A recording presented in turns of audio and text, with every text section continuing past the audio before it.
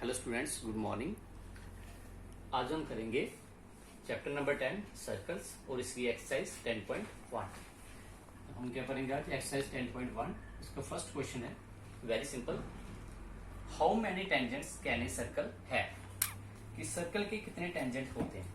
Last time हमने पढ़ा था, आप खुद दिखा सकते हो कि circle is a collection of infinite number of points, so it has infinite number of tangents. ठीक है, क्योंकि सर्कल में इनफाइनाइट नंबर ऑफ टेंजेंट्स होते हैं, इनफाइनाइट नंबर ऑफ पॉइंट्स होते हैं, और सर्कल में इनफाइनाइट नंबर ऑफ टेंजेंट्स होंगे। बिकॉज अगर इनफाइनाइट नंबर ऑफ पॉइंट्स है तो हर पॉइंट से एक टेंजेंट आप ड्रा कर सकते हो, it means infinite number of tangents. ठीक है, तो लिखिए इसको, इसका सोल्यूशन जो होगा answer, since a circle is a collection of infinite number of points, so a circle can have infinite number of tangents। ठीक है, this is the answer. Question number 2 very simple है, fill in the blanks. First है इसमें, a tangent to a circle intersects it in dash points. बोलते हैं a tangent to a circle intersects it in, देखिए पहला जो है, suppose कीजिए दिस इज ए सर्कल, ठीक है, और एक इसको टेंजेंट है। बोलता है जो टेंजेंट होता है सर्कल को कितने पॉइंट्स पे काटेगा, एक टेंजेंट वो एक ही पॉइंट पे इंटरसेक्ट करेगा। ठीक है, एट ओनली वन पॉइंट। तो फर्स्ट के ब्लैंक्स में क्या आएगा, at one point. Number 2, a line intersecting a circle in two points is called, कि वो वाली लाइन, ये हमने डेफिनेशन में पढ़ा हुआ है, कि वो वाली लाइन जो सर्कल को दो डिफरेंट पॉइंट्स में काटती है, उस लाइन को हम क्या बोलेंगे? This line is known as secant. ठीक है, वो वाली लाइन जो सर्कल को दो डिफरेंट पॉइंट्स पे काटती है उसको हम बोलते हैं secant line. Number 3, a circle can have dash parallel tangents at the most. Circle में कितने पैरेलल टेंजेंट्स हो सकते हैं? मोस्टली कितने हो सकते हैं?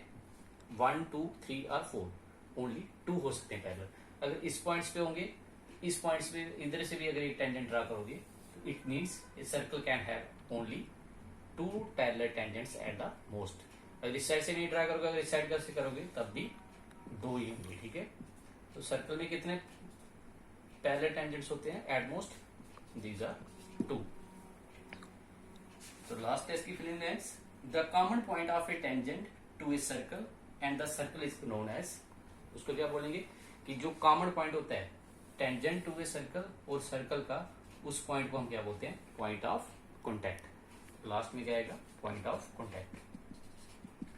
ये तो लास्ट टाइम हमने सारा क्लियर किया हुआ है, तो सारी फिलिंग ब्लैंक्स उसी में से है। ठीक है, तो this completes your question number 2। Next question देखिए, क्वेश्चन नंबर 3।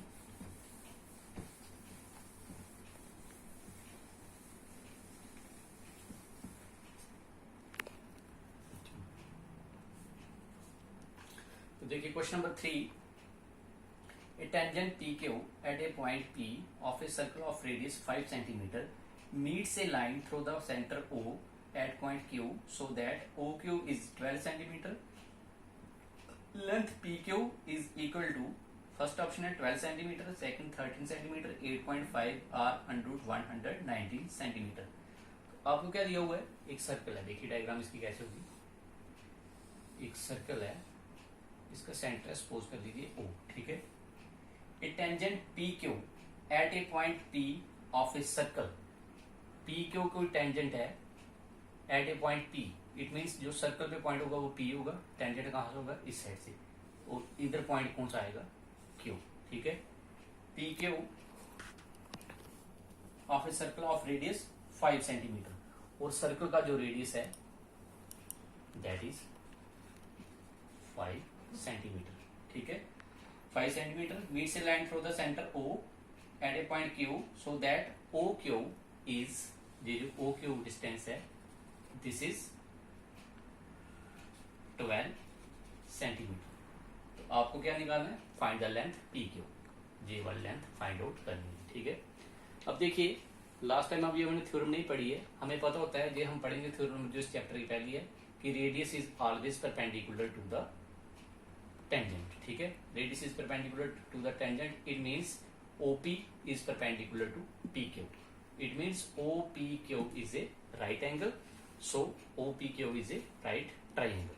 अगर राइट ट्राइंगल है तो इसमें दो साइडें हैं, हम पाइथागोरस थ्योरम अप्लाई कर सकते हैं, तो थर्ड साइड की वैल्यू निकल जाएगी। देखिए इसका solution,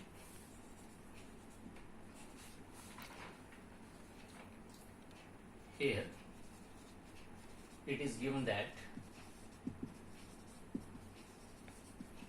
circle with center O in which radius जो दिया हो OP is equal to 5 centimeter and OQ is equal to 12 centimeter. ठीक है, we have to find out the length of the tangent PQ. Since radius is perpendicular to the tangent, radius perpendicular होता है tangent के, therefore OP is perpendicular to PQ. This implies angle OPQ is equal to 90 degree. So this implies triangle OPQ is a right triangle. Now in right triangle OPQ we have this is 90 degree, इसके सामने वाली side कौन सी होगी, hypotenuse. तो hypotenuse का square means OQ का square is equal to OP square plus PQ square. This implies हमें किसकी वैल्यू निकालनी है, PQ स्क्वायर की। इसको उठा के इधर ले आएंगे, OQ square minus OP square is equal to PQ square. OQ की वैल्यू है 12 का स्क्वायर माइनस 5 का square is equal to PQ square. थोड़ा सा इसको देखिए, इसके आगे दिस इंप्लाइज 12 का स्क्वायर कितना हो जाएगा, 144 minus 25 is equal to PQ square. This implies minus करेंगे 14 में से 5 9, इधर आ जाएंगे 13 सॉरी 3 में से 2, 14 में से 5 144। ठीक है, 3 में से 2 1 हो जाएगा 119 is equal to PQ square. This implies PQ square is equal to 119। तो स्क्वायर जब इधर से कैंसिल करेंगे इधर बन जाएगा इसका root, PQ is equal to 190। तो हेंस ऑप्शन कौन सा करेक्ट होगा, option D is correct. Option D is correct. ठीक है, D वाला राइट आंसर है। तो बाकी हम करेंगे next time. Thank you, have a nice day.